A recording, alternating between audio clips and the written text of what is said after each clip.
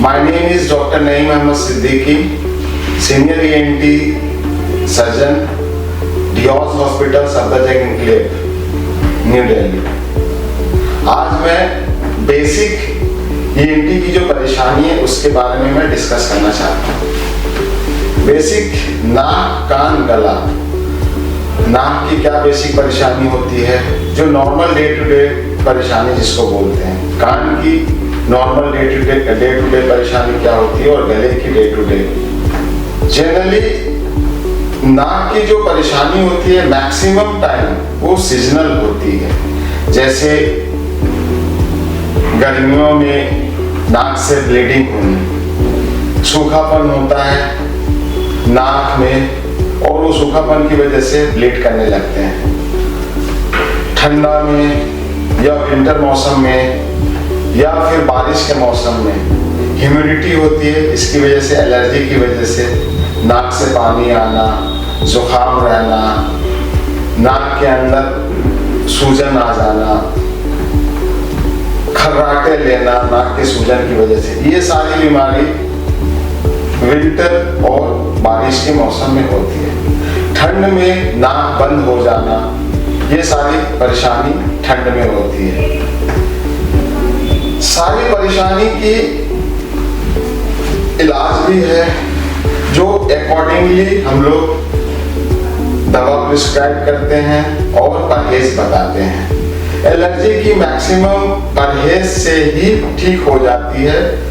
In case advance होता है तब हम लोग मेडिसिन प्रिस्क्राइब करते हैं। अब आए कान के रिगार्डिंग। कान में भी कुछ ऐसी बीमारियां होती हैं जो सीजनल होती है, कुछ ऐसी होती हैं जो बाय बर्थ होती है, कुछ ऐसी होती हैं जो एनाटॉमिकल बनावट की वजह से होती है। बाय बर्थ हम लोग डेफनेस बोलते हैं, सुनने में कमी। कॉन्जेनाइटल मतलब बाय बर्थ ही होती है, जब से बच्चे पैदा लेते हैं तब से वो सुनते हैं नहीं और बोलते हैं नहीं, मतलब गूंगे बहरे जिसको हम लोग बोलते हैं डेफ म्यूट, वो होते हैं। कुछ बीमारी ऐसे होती है जैसे सीजनल, जैसे बारिश में जुकाम हुआ, जुकाम की वजह से नाक ब्लॉक हुई और नाक ब्लॉक होने की वजह से कान से पानी आना या कान से डिस्चार्ज होना, ईयर डिस्चार्ज होना, उसको हम लोग ASOM बोलते हैं, एक्यूट सप्रेटिव ओटाइटिस मीडिया, जो बेसिकली ठंड में या फिर बारिश के मौसम में होती है। कभी कभी बारिश के मौसम में हमें नमी की वजह से बार बार फुफुंदी, जिसको फंगल इन्फेक्शन बोलते हैं, वो होती है कानों में। एनाटॉमिकल कान, कभी कान के पर्दे नहीं होते हैं बाय बर्थ, कभी कान के जो बाहरी वाली हिस्सा जिसको पीना बोलते हैं वो नहीं होते हैं बाय बर्थ, कभी कान के बाहरी हिस्सा पीना से जो कनेक्टेड मिडिल ईयर बीच वाले हिस्सा होते हैं जिसको एक्सटर्नल ऑडिटरी कैनाल बोलते हैं, वो बंद होते हैं, जिसको stenosis of external auditory canal कहते हैं। ये कान की डिजीज हुई।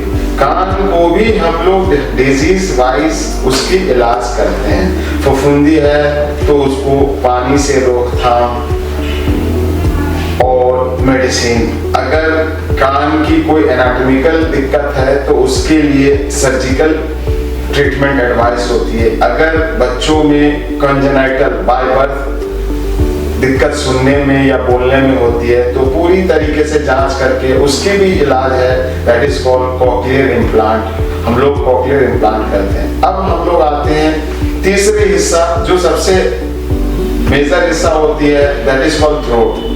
थ्रोट भी सीजनल कुछ बीमारियां होती है, जैसे ठंड में गले में बार बार खराश होना, गले में ठंड में बच्चों में बार बार टॉन्सिल्स का बढ़ जाना, बार बार टॉन्सिल्स के बढ़ने से बुखार होना, बच्चों में नाक के पीछे जो एक नाक के पीछे वाली tonsil that is called adenoid, उसका बढ़ जाना, स्नोरिंग होना, बार बार बुखार, सोर थ्रोट होना।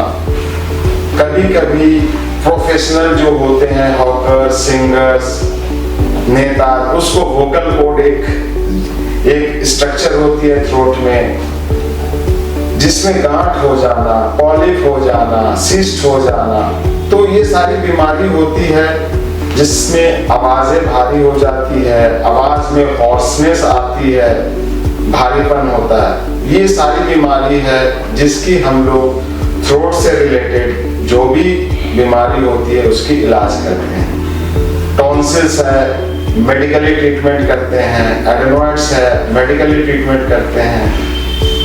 जांच करते हैं, जांच में कुछ ऐसी गड़बड़ी आती है तो फिर सर्जिकल ट्रीटमेंट भी करते हैं, जिसको टॉन्सिलेक्टमी या एडेनोइडेक्टमी कहते हैं। अगर कोई किसी तरीके से हॉर्सनेस या आवाज में भारीपन है और हम लोग जांच के दौरान, दूरबीन से जांच के दौरान अगर देखते हैं कि किसी तरीके की सिस्ट हो या पॉलिप हो वोकल कॉर्ड में, उसकी भी सर्जिकल ट्रीटमेंट होती है। That is called microlaryngeal surgery. अगर कोई थ्रोट में क्रॉनिक फेरिंजाइटिस हो, फूड एलर्जी की वजह से हो, क्रॉनिक साइनसाइटिस की वजह से हो, तो उसके लिए फिर हम लोग मेडिसिन प्रिस्क्राइब करते हैं और पैकेज बताते हैं। इस तरीके से हम लोग कान की, नाक की और गले की बीमारी देखते हैं और उसकी रोकथाम के लिए उपचार बताते हैं। Thank you very much.